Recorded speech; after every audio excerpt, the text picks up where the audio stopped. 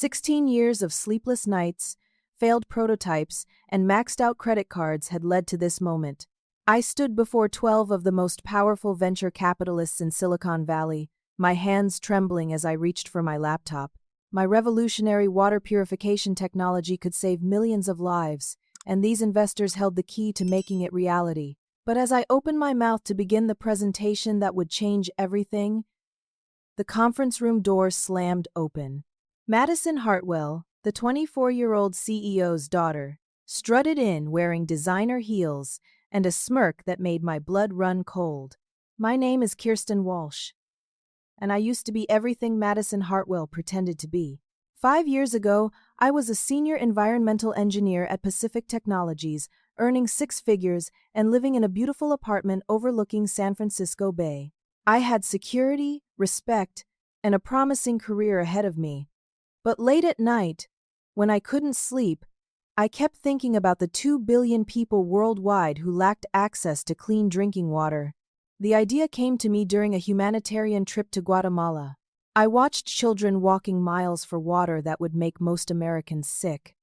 Existing purification systems were too expensive, too complex, or too energy-intensive for remote communities. That night in my tent, I sketched the first design for what would become my nanofiltration breakthrough. I quit my job 6 months later. My colleagues thought I was crazy. My parents thought I was having a midlife crisis at 32. But I knew I had stumbled onto something revolutionary. Traditional water purification required multiple stages, expensive materials, and constant maintenance. My system used engineered nanoparticles that could remove 99.9% of contaminants in a single pass, using nothing more than gravity and basic solar power. The first prototype took 2 years to build. I converted my garage into a laboratory, spending my savings on equipment and materials. I failed hundreds of times. The nanoparticles clumped together. The filtration rates were too slow. The system clogged after hours instead of months. But each failure taught me something new. By year 4, I had a working prototype. By year 7, I had proven the technology in field tests across 3 continents. By year 10, I had perfected the manufacturing process. By year 14, I had preliminary agreements with humanitarian organizations worldwide. I had practiced it hundreds of times, timing each slide transition to build momentum toward the funding request. $25 million would allow me to establish production facilities and begin global distribution within 18 months. The investors listened politely as I introduced myself and explained my background. Several took notes when I described leaving my corporate career to pursue this mission. Patterson nodded approvingly when I mentioned my engineering credentials and field experience. Everything was proceeding perfectly until I reached slide 7, which detailed the core nanofiltration breakthrough. That's when the conference room door exploded open. Madison Hartwell didn't knock. She didn't apologize for the interruption. She simply strode into the room as if she owned it, which, considering her father owned the building, wasn't entirely inaccurate. She wore a charcoal business suit that probably cost more than most people's monthly rent, and her confidence filled the room like expensive perfume. "Gentlemen, I apologize for the delay," she announced, completely ignoring my presence. "I've been monitoring this meeting remotely, and I have some concerns about the outdated approaches being discussed here today." My mouth fell open. Monitoring the meeting? I looked around the table, expecting the investors to object to her interruption. Instead, they were already shifting their attention to Madison, their expressions brightening with obvious deference. "Madison," Patterson said warmly, "we weren't expecting you today." "I know, James, but when I heard about this particular presentation, I felt obligated to attend personally." She finally glanced in my direction, her smile sharp as a blade. "I've been working on water purification technology myself, and am concerned that Miss Walsh here might be pursuing an approach that's already obsolete." "Obsolete," I managed to stammer. "I'm sorry, but who are you?" Madison's laugh tinkled like breaking crystal. "Oh, Forgive me. I'm Madison Hartwell, innovation consultant and technology advisor. I've been working closely with several humanitarian organizations on next-generation water purification solutions. She moved toward the presentation screen with practiced ease. Perhaps I should share what we've discovered about the limitations of traditional nanofiltration approaches. I felt the room slipping away from me. These investors had agreed to hear my presentation, not hers. But Madison commanded attention effortlessly, and I realized with growing horror that she intended to take over my meeting entirely. Madison pulled out her own laptop, a sleek model that probably cost more than my entire setup. As she connected it to the presentation screen, I noticed several investors leaning forward with renewed interest. The shift in energy was unmistakable. They were no longer listening to an unknown engineer with a garage laboratory. They were about to hear from the daughter of the man whose company had made several of them very wealthy. "What I'm about to show you," Madison began, her voice carrying the confident authority that only comes from never having been told no, represents 18 months of intensive research and development by my team at Hartwell Advanced Technologies.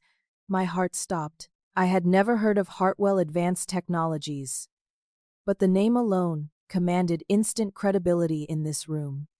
Madison clicked to her first slide, and I felt my world collapse. It was my technology, not similar to my technology, not inspired by my research. It was my exact nanofiltration process, complete with the specific particle engineering that had taken me 8 years to perfect. The slide even showed my proprietary cascade design, which I had never published or shared outside of this investor group. We call this the Hartwell method. Madison continued smoothly. It represents a revolutionary approach to water purification that eliminates the inefficiencies and maintenance issues that plague current systems. She clicked to the next slide, which displayed my test results from Guatemala, Kenya, and Bangladesh. The data was identical, down to the decimal points I had recorded in my field notebooks.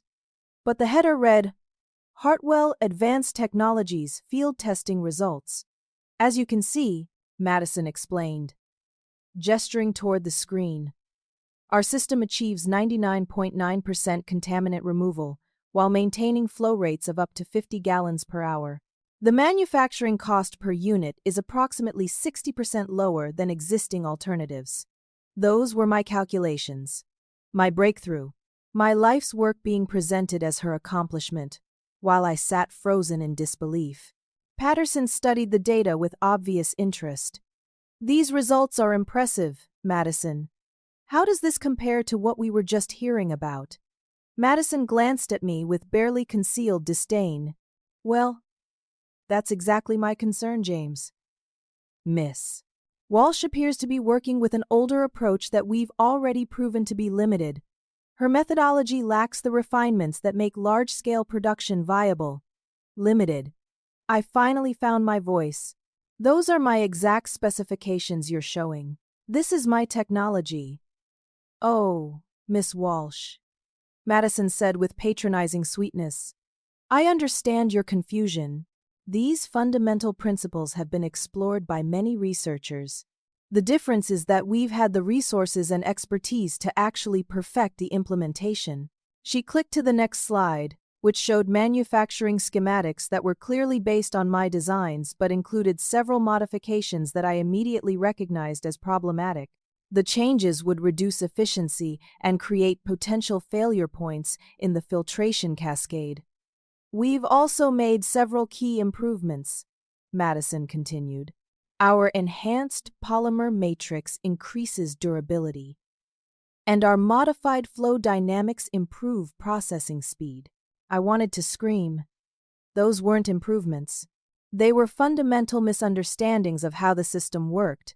The polymer modifications would cause particle aggregation within weeks. The flow modifications would create pressure differentials that would destroy the nanostructure entirely.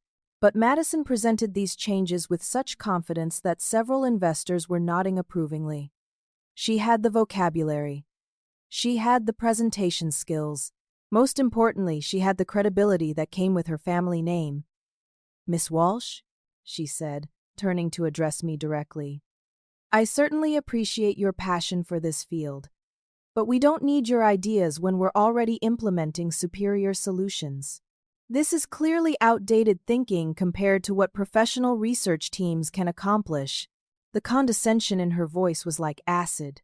She gestured toward my simple presentation setup, comparing it unfavorably to her own polished materials. Several investors were already closing their notebooks, their attention completely captured by Madison's apparent expertise.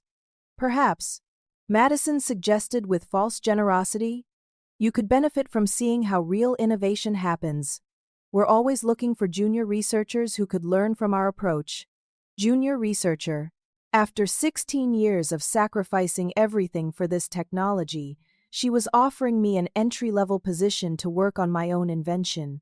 The room buzzed with quiet conversations as investors discussed Madison's presentation among themselves. Words like comprehensive, professional, and proven track record drifted across the table. I caught Patterson nodding, as another investor mentioned the Hartwell reputation for excellence. My throat felt tight as I watched my life's work being stolen in real time. Madison continued presenting, showing implementation timelines and distribution networks that were clearly based on my own business plan. She had somehow accessed not just my technical specifications, but my entire strategic roadmap. The beauty of the Hartwell method, she concluded, is that we've eliminated the amateur hour mistakes that typically plague independent research. We have the infrastructure, the partnerships, and the expertise to actually make this technology available where it's needed most. Amateur hour. The phrase cut deeper than any of her other insults. I thought about the nights I had spent in refugee camps, testing and refining my system under conditions these investors couldn't imagine. I thought about the children who had drunk clean water for the first time because of my work. Amateur hour. But what devastated me most was realizing that Madison was winning. The investors believed her. Why wouldn't they? She represented everything they understood about successful technology ventures: pedigree, polish, and professional presentation. My garage laboratory and field-tested prototypes couldn't compete with her inherited credibility and stolen sophistication. Madison saved her most devastating revelation for last. As the investors finished reviewing her technical presentation, she reached into her briefcase and withdrew a manila folder thick with legal documents. "Of course," she said, placing the folder on the conference table. "We've been very careful to protect our intellectual property throughout this development process." My blood turned to ice. I'm pleased to announce that Hartwell Advanced Technologies filed preliminary patent applications for the core components of our water purification system approximately 8 weeks ago. 8 weeks ago. That was exactly when I had submitted my initial investor packet to Patterson's firm, complete with technical specifications and business plans. The timing couldn't be coincidental. Madison opened the folder and displayed the first page of a patent application. The header clearly showed Hartwell Advanced Technologies as the applicant and Madison C. Hartwell as the primary inventor, but the technical drawings were my designs, modified just enough to avoid obvious copying but clearly derived from my original work.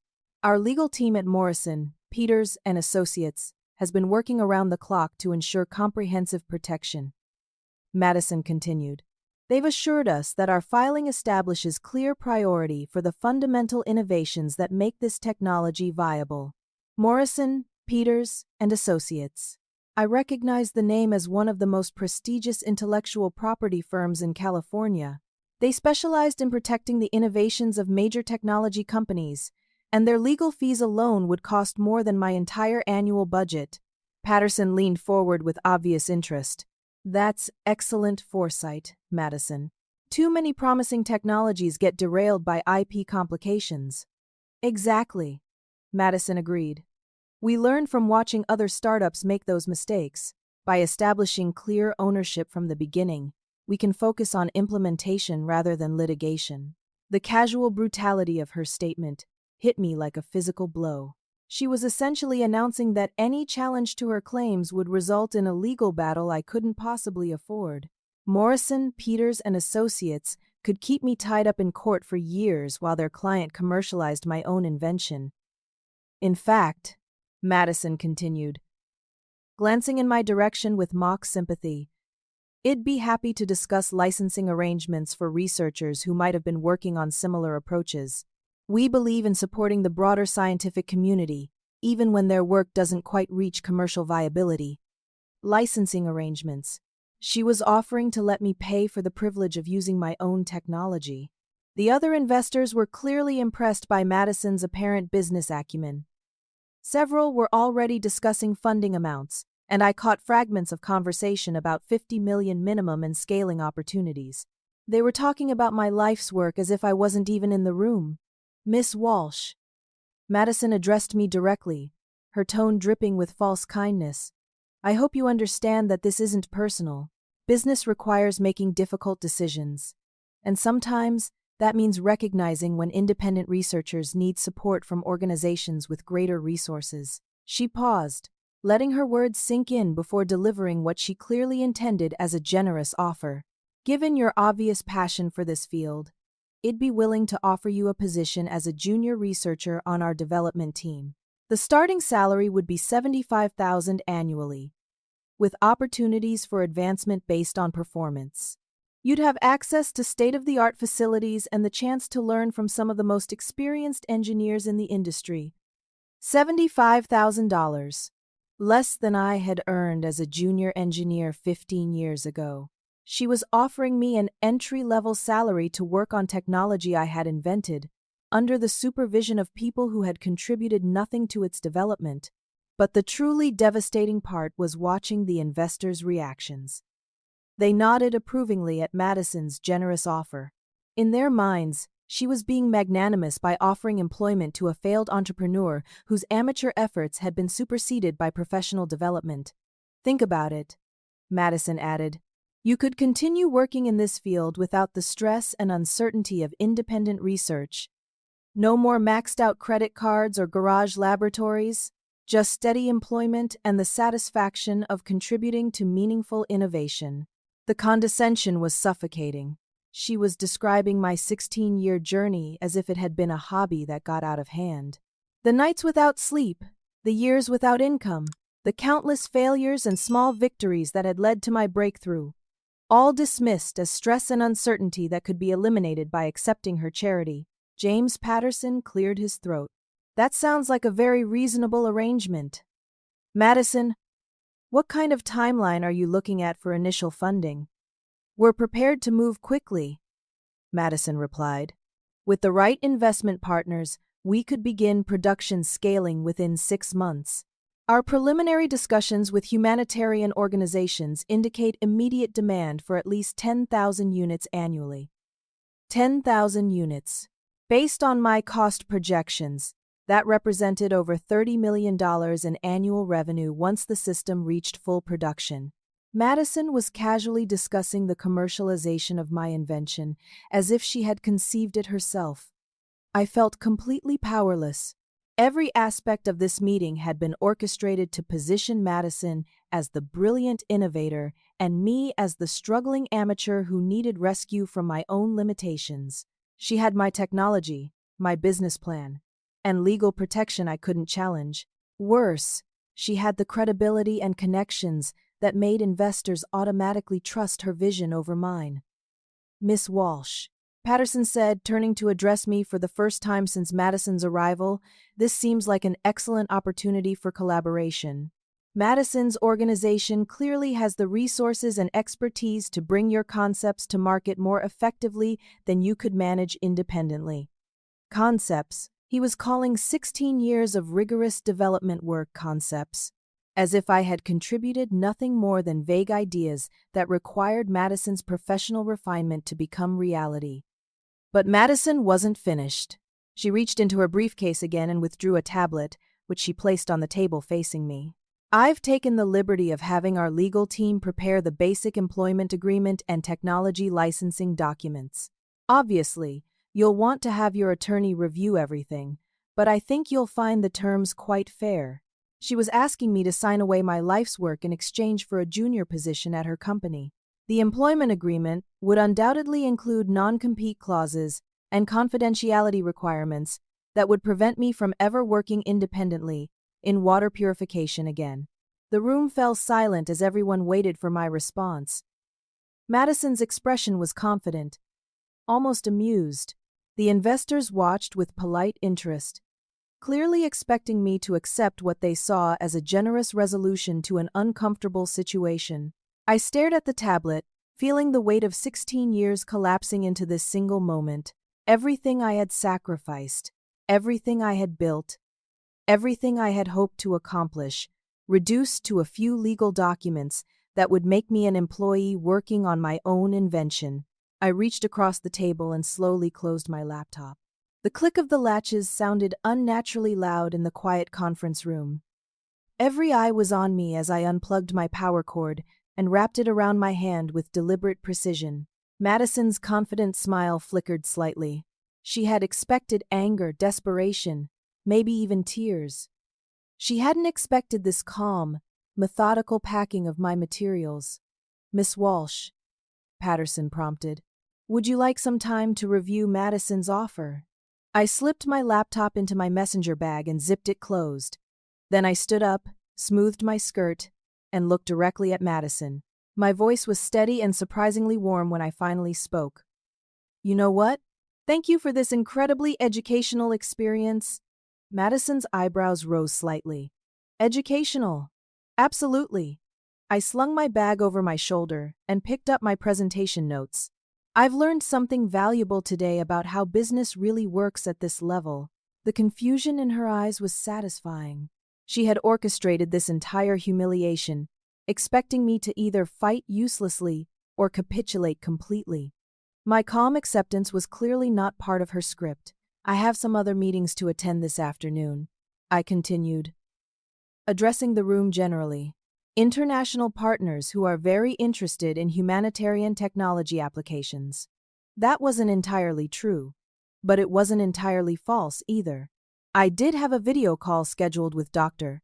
Sarah Chen from the UN Water Initiative, though it was supposed to be a preliminary discussion about potential partnerships rather than an emergency backup plan. International partners. Madison's voice carried a slight edge now. "Oh yes," I said, allowing myself a small smile. "When you're working in humanitarian technology, you develop relationships with organizations that prioritize impact over profit margins. It's a different world from venture capital, but equally important." Several investors exchanged glances. The mention of international partnerships and humanitarian focus reminded them that water purification technology had applications beyond just commercial success. Madison was beginning to look genuinely concerned. "What kind of international partners?" "The kind that understand the difference between innovation and imitation," I replied pleasantly. "But don't worry about that. You have much more important things to focus on." I gestured toward her laptop, and the patent documents spread across the table. "All of this looks very impressive. I'm sure you'll enjoy the funding and recognition that comes with such professional presentation skills." The word enjoy carried just enough emphasis to suggest I knew something she didn't. Madison's confidence was beginning to crack as she tried to figure out what I might be planning. "Miss Walsh," she said, her tone sharper now, "I hope you're not considering any kind of legal challenge to our intellectual property. That would be very unwise." "Legal challenge?" I laughed softly. "Oh no, Madison, I wouldn't dream of interfering with your success. You've clearly put so much work into this presentation." I moved toward the door, then paused, as if something had just occurred to me. "Although I should mention, you might want to double-check those polymer modifications you showed. The cross-linking density looked a bit unstable to me, but I'm sure your team of MIT graduates has already considered that." Madison's face went pale. She knew enough about chemistry to understand that cross-linking density was critical to polymer stability, but probably not enough to identify the specific problems I was referencing. "What do you mean by unstable?" she demanded. "Oh, I'm sure it's nothing," I said with a dismissive wave. "After all, I'm just thinking like an amateur." Your professional research team would never make basic mistakes in polymer chemistry. The seed of doubt was planted. Madison would spend the next several hours frantically researching polymer cross-linking, trying to figure out what problems I might have spotted in her modifications. I should also mention, I continued conversationally, that some of the flow dynamic changes looked interesting. Very creative approach to pressure differential management. Another deliberately vague comment that would send her team scrambling to analyze their modifications for potential failure points. Patterson was looking increasingly uncomfortable. Miss Walsh, if there are technical concerns with the approach we've been discussing, perhaps we should address them now. Oh no, I said quickly. I wouldn't want to delay Madison's progress with my outdated thinking. Besides, practical field testing will reveal any issues soon enough. Field testing. The phrase hung in the air like a challenge. Madison had presented laboratory data and computer simulations, but she had never actually tested her modified system under real-world conditions. What field testing? Madison asked tightly. Well, you mentioned moving to production within 6 months. I assume you'll be conducting extensive field trials first. Humanitarian technology requires proving reliability under extremely challenging conditions. Madison's silence was telling. She had focused so completely on stealing my research and impressing investors that she hadn't considered the practical challenges of actually implementing the technology. After all, I added helpfully, refugee camps and disaster zones aren't exactly forgiving environments for untested prototypes. Equipment failure in those situations isn't just inconvenient, it can be literally life-threatening. The weight of responsibility was something Madison clearly hadn't considered. Her stolen technology came with an obligation to deliver functional solutions to people in desperate need. But I'm sure you've already thought through all of these challenges, I said brightly. Your team has so much more experience than I do. I reached for the door handle, then turned back one final time. Enjoy the funding, Madison. I have a feeling the next few months are going to be very educational for all of us. With that, I walked out of the conference room, leaving behind a group of increasingly uncomfortable investors and one very worried CEO's daughter. As I waited for the elevator, I could hear raised voices through the conference room door.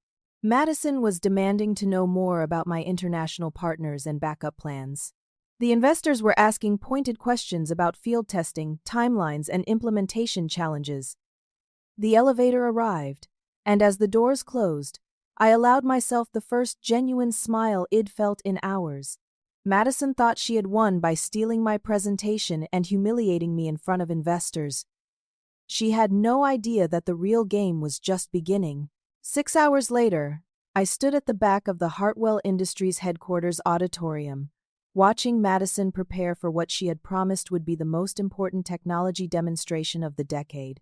The irony wasn't lost on me that she was attempting to showcase my stolen technology in a building owned by her family. The auditorium buzzed with anticipation. Madison had managed to assemble an impressive audience on short notice. Technology journalists from major publications occupied the front rows, their cameras already focused on the demonstration stage. Additional venture capitalists who hadn't attended the morning meeting filled the middle section, drawn by whispered promises of revolutionary breakthrough technology. Most importantly, at least from my perspective, a delegation of representatives from international humanitarian organizations sat near the left side of the auditorium. Dr. Sarah Chen from the UN Water Initiative was among them, along with officials from Doctors Without Borders, the World Health Organization, and several refugee assistance organizations. They had flown in from around the world based on Madison's claims about having perfected large-scale water purification technology. Madison took the stage wearing a crisp white lab coat over her business suit, clearly trying to project scientific credibility. Behind her, an elaborate demonstration setup occupied most of the stage. Clear tanks held various contaminated water samples. Cameras mounted above the filtration apparatus would project the purification process onto large screens for the audience. "Ladies and gentlemen," Madison began, her voice carrying easily through the auditorium's sound system. What you're about to witness represents the culmination of 18 months of intensive research and development. 18 months. She was still claiming that timeline, even though my actual development had taken 16 years. The Hartwell method for water purification will revolutionize how we provide clean drinking water to underserved populations worldwide. Our nanofiltration breakthrough achieves unprecedented efficiency while maintaining costs that make global deployment financially viable. She gestured toward the demonstration setup with obvious pride. Today, for the first time, we'll demonstrate our complete system processing real contaminated water samples in real time. This was the critical moment Madison couldn't avoid. Up until now, she had relied on presenting my stolen research and test results, but a live demonstration required actually operating the technology, including her modifications, under scrutiny from experts who would immediately recognize any problems. Our first sample, Madison announced, gesturing toward a tank filled with murky brown water, represents the typical contamination levels found in many refugee camp water sources. As you can see, this water contains bacterial contamination, heavy metals, and various organic pollutants that make it completely unsuitable for human consumption. She activated the demonstration system with obvious confidence. Water began flowing from the contaminated tank through her modified filtration apparatus. For the first few minutes, everything appeared to work correctly.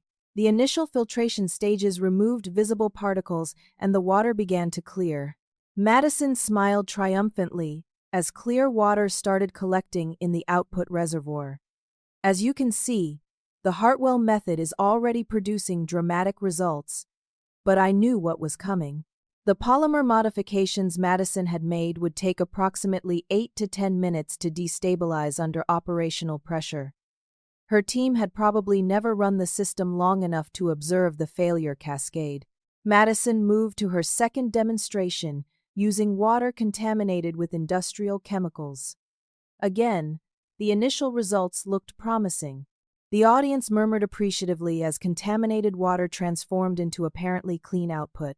The beauty of our approach, Madison explained, is that we've eliminated the maintenance issues that plague traditional systems. Our enhanced polymer matrix provides unprecedented durability and reliability. Enhanced polymer matrix. She was still using my technical language to describe modifications that would actually make the system less reliable. I checked my watch. 8 minutes had passed since she started the first demonstration. Right on schedule, I noticed the first signs of trouble. The clear water in the output reservoir was beginning to show a slight discoloration. Madison hadn't noticed yet. She was focused on explaining the economic advantages of her approach to the gathered investors. But Dr. Chen was frowning at the demonstration setup, clearly observing the same subtle changes I was tracking. By minute 9, the discoloration was unmistakable. The clear water was turning a pale yellow color that indicated polymer breakdown products were contaminating the output. Madison finally noticed when a journalist in the front row pointed toward the output reservoir. "Is that water supposed to be changing color?" the journalist asked.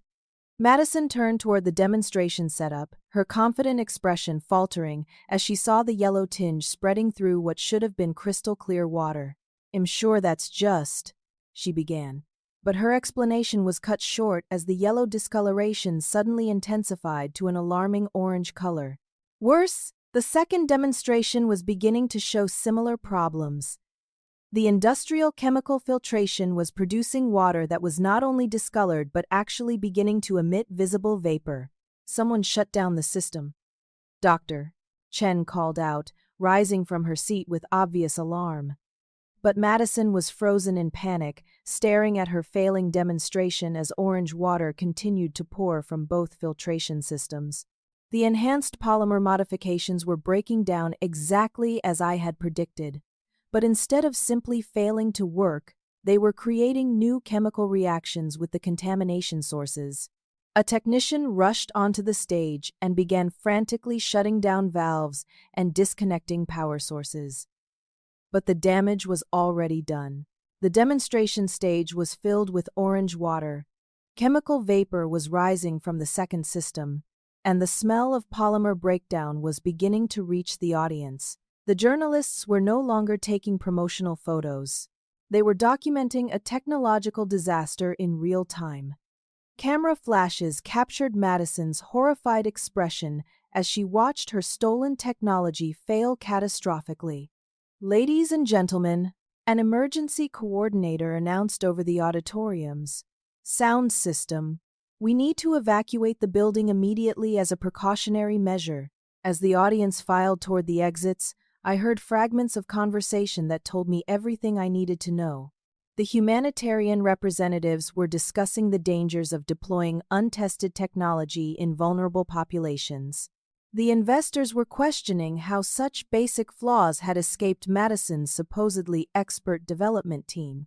Most damaging of all, the journalists were already crafting headlines about the spectacular failure of Hartwell Industries' latest innovation.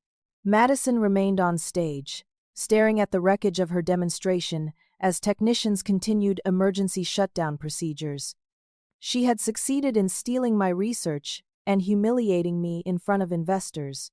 But she had never bothered to understand why my original design worked, which meant she couldn't recognize why her modifications would fail. As I joined the crowd moving toward the exits, I felt no satisfaction in watching Madison's public humiliation. If anything, I felt sorry for her. She had confused access to information with genuine understanding, and that confusion had just destroyed her credibility in the most public way possible. But my sympathy was limited. Madison's failure wasn't just embarrassing. It was dangerous.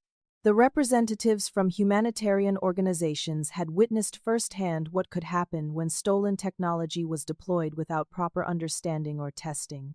That demonstration had probably set back legitimate water purification research by years, as funding organizations became more cautious about supporting innovations that might fail when people's lives depended on them. Madison had wanted to steal my success. Instead, she had stolen my responsibility and proven herself completely unworthy of it. The emergency evacuation had barely concluded when I received an urgent text message from Dr. Chen. "Emergency meeting, conference room B, in 20 minutes. Please attend." When I arrived at the designated room, I found not just Dr. Chen but representatives from all the major humanitarian organizations that had witnessed Madison's demonstration disaster. Their expressions ranged from concern to angry to deeply disappointed. "Miss Walsh," Dr. Chen began as I took a seat, "we need to understand exactly what happened out there. Our organizations have been considering significant partnerships with Hartwell Industries based on today's promises." I looked around the room at faces representing millions of people who desperately needed clean water. These weren't venture capitalists looking for profitable investments. These were people whose decisions could mean the difference between life and death for vulnerable populations worldwide. "Dr. Chen," I said quietly, "what you witnessed today was the predictable failure of technology that was stolen and then modified by people who didn't understand how it worked." The room fell silent. "Stolen?" asked Dr. Martinez from Doctors Without Borders. I reached into my messenger bag and withdrew a folder I had prepared during the 6 hours between Madison's investor presentation and her public demonstration. What Madison Hartwell presented today as the Hartwell method is actually technology I developed over 16 years of independent research. I opened the folder and began distributing copies of my original research documentation, including dated laboratory notebooks, field test results, and patent application drafts that predated Madison's claims by years. "This is my nanofiltration breakthrough," I explained. Madison somehow gained access to my preliminary investor materials and presented my work as her own, complete with modifications that I immediately recognized as dangerous. Dr. Chen studied the documentation with growing amazement. "These test results from Guatemala are identical to what Miss Hartwell showed us this morning, because they are my test results from my fieldwork in Guatemala 2 years ago," I confirmed, I conducted those trials personally, working with local communities to refine the system under actual deployment conditions. I pulled out my laptop and opened a secure folder containing video documentation of my field tests. I recorded everything because I knew humanitarian applications would require comprehensive proof of reliability and safety. The video showed me working alongside community health workers in remote villages, testing multiple prototypes of my filtration system with actual contaminated water sources. The footage was clearly authentic, showing the gradual refinement process that had led to my final design specifications. Miss Walsh. Doctor, Martinez said slowly, if this is your technology, why didn't you expose the theft during today's demonstration? Because, I replied, Madison made modifications to my original design that I knew would cause exactly the kind of failure you witnessed. I wanted those failures to happen in a controlled environment, rather than in the field where they could harm the people you're trying to help. I clicked to a technical analysis I had prepared, showing exactly why Madison's polymer modifications would destabilize under operational conditions. Her enhanced polymer matrix actually reduces the cross-linking density that provides structural integrity to the nanofiltration membrane. The modifications look impressive in computer simulations, but they create cascade failure points that emerge after 8 to 10 minutes of operation. You knew this would happen, Dr. Chen asked. I predicted it the moment I saw her presentation this morning. Madison's team stole my research, but they didn't understand the underlying chemistry well enough to recognize why certain design elements are critical. I opened another file showing the progression of Madison's claimed innovations over the previous 8 weeks. Furthermore, I have evidence that her access to my technology wasn't coincidental. 2 months ago, I submitted preliminary materials to Patterson Investment Group as part of their standard due diligence process. Those materials included complete technical specifications that somehow made their way to Madison's team. The timeline was damning. Madison's sudden expertise in water purification technology coincided exactly with my submission of investor materials, suggesting systematic corporate espionage rather than parallel development. But the real issue, I continued, isn't just the theft. It's the danger that stolen and modified technology poses to the populations you serve. I showed them analysis of the chemical reactions that had occurred during Madison's demonstration. Those orange discolorations weren't just cosmetic failures. The polymer breakdown was creating toxic byproducts that would make the water more dangerous than the original contamination. If this system had been deployed in refugee camps or disaster zones, it could have poisoned thousands of people. The weight of that statement settled over the room like a heavy blanket. Everyone present had seen humanitarian technologies fail before, but usually through mechanical breakdown rather than active contamination of supposedly purified water. Doctor? Chen leaned back in her chair. Miss Walsh, do you have documentation proving your original patent priority? Actually, I said with a smile, I have something better. I reached into my bag and withdrew a different folder, this one containing legal documents that I had been saving for exactly this moment. I filed provisional patent applications for my core nanofiltration technology 26 months ago under a shell company I established for intellectual property protection. The complete filing predates Madison's claims by over 18 months. I distributed copies of the authentic patent documentation, complete with USPTO filing confirmations and detailed technical drawings that matched my original research perfectly. But more importantly, I continued, I've been documenting the theft systematically since I first suspected corporate espionage 3 months ago. I opened my laptop to a security folder containing files that I had hoped never to need. When I submitted my materials to Patterson Investment Group, I included subtle tracking elements in the digital files. Every time those files were accessed or copied, the tracking system recorded the date, time, and network location. The computer screen showed a detailed access log that painted a clear picture of how my materials had migrated from Patterson's systems to Hartwell Industries servers over a period of several weeks. I also installed hidden cameras in my laboratory after I noticed signs that my office had been searched. The footage shows members of Madison's team breaking into my facility and photographing my research materials. The video evidence was damning. Time-stamped footage showed 3 individuals picking the locks on my laboratory, photographing documents, and copying files from my computer systems. "Miss Walsh." "Doctor," Martinez said quietly. "Why didn't you go to the authorities immediately?" "Because," I replied, "I wanted to make sure Madison's theft was exposed in a way that would protect future humanitarian technology development. Simply filing a lawsuit wouldn't prevent other innovators from being victimized by similar corporate espionage." I gestured toward the window, where we could still see emergency vehicles clearing the evacuation area around the demonstration site. Today's failure will make it much harder for stolen technology to gain credibility in humanitarian applications.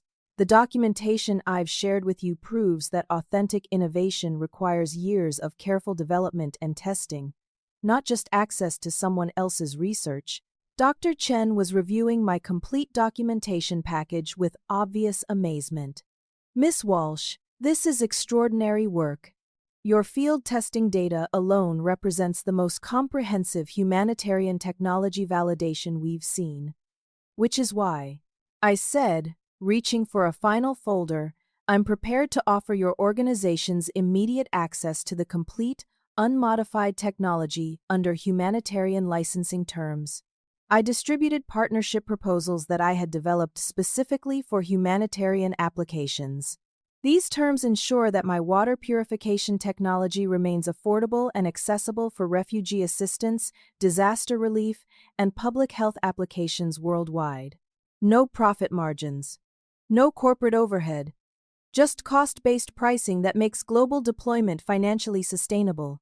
The room fell silent as the representatives reviewed partnership terms that were far more generous than anything they could have expected from commercial technology developers. "Miss Walsh."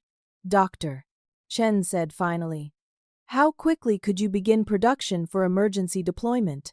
"My manufacturing systems are already established," I replied. "I've been producing pilot quantities for field testing.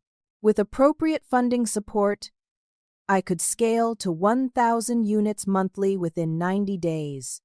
1,000 units monthly.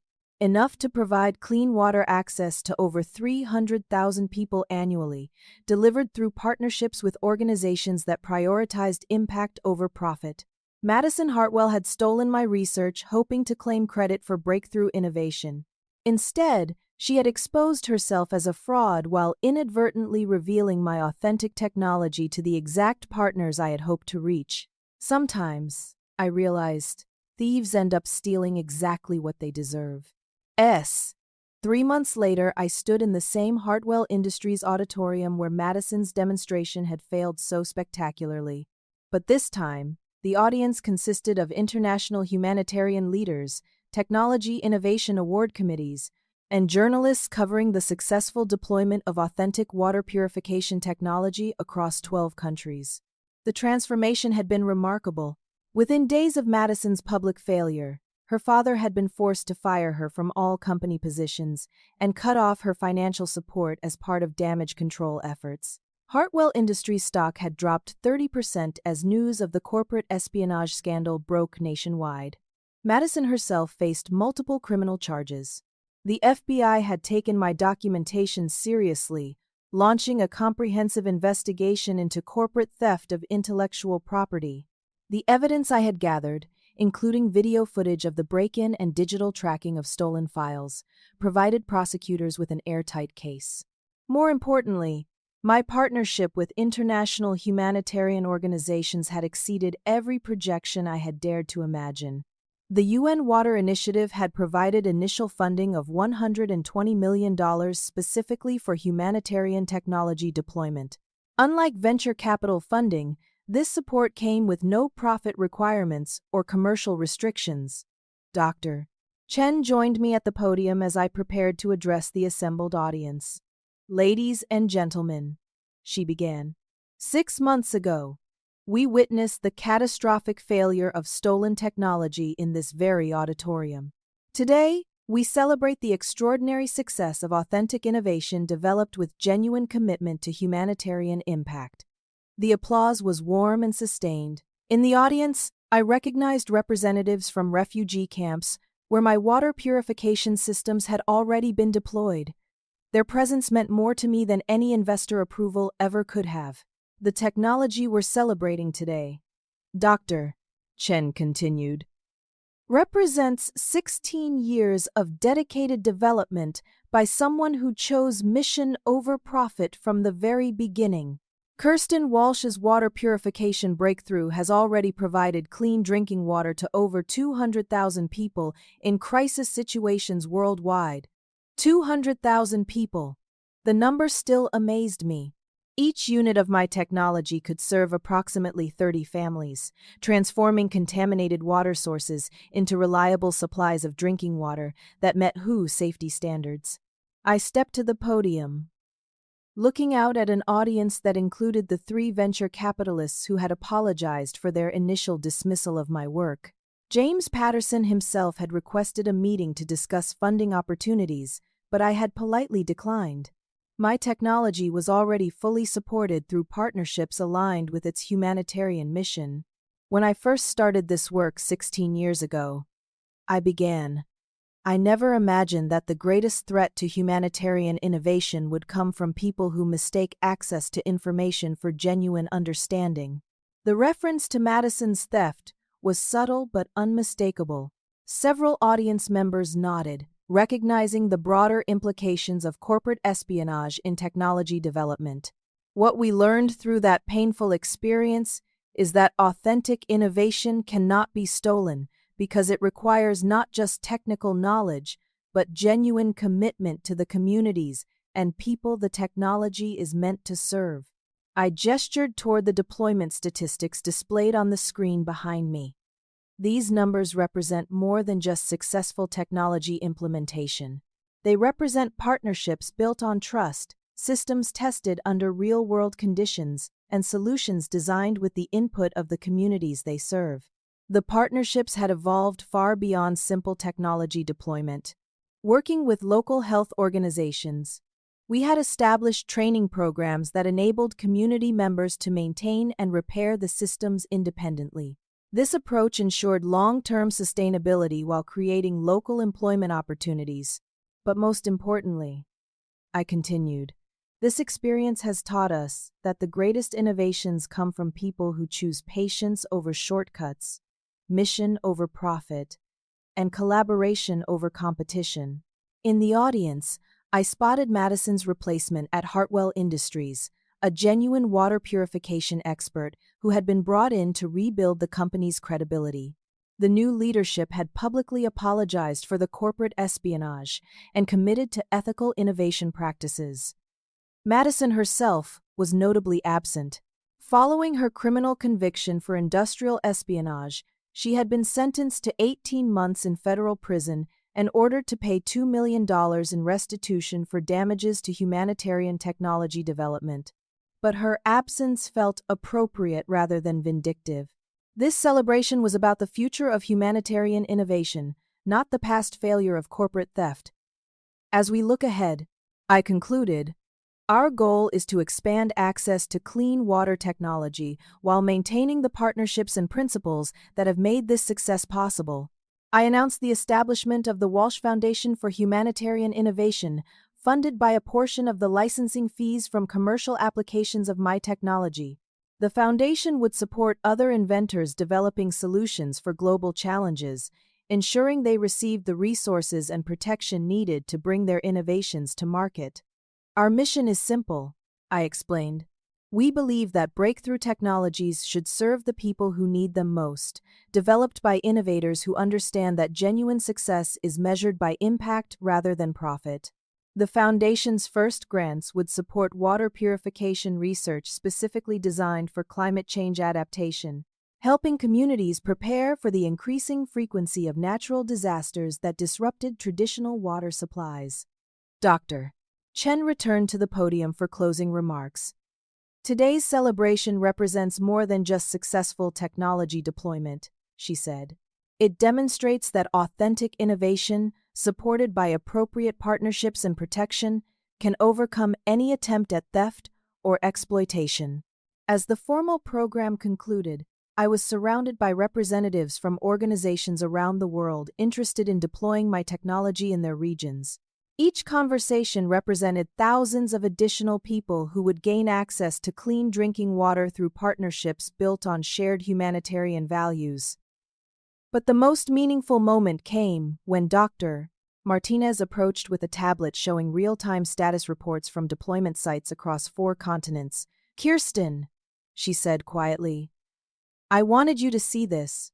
The screen displayed a map showing over 300 green indicators, each representing a functional water purification system serving communities in crisis situations. Real-time data showed flow rates, water quality measurements, and system status updates transmitted via satellite communication networks.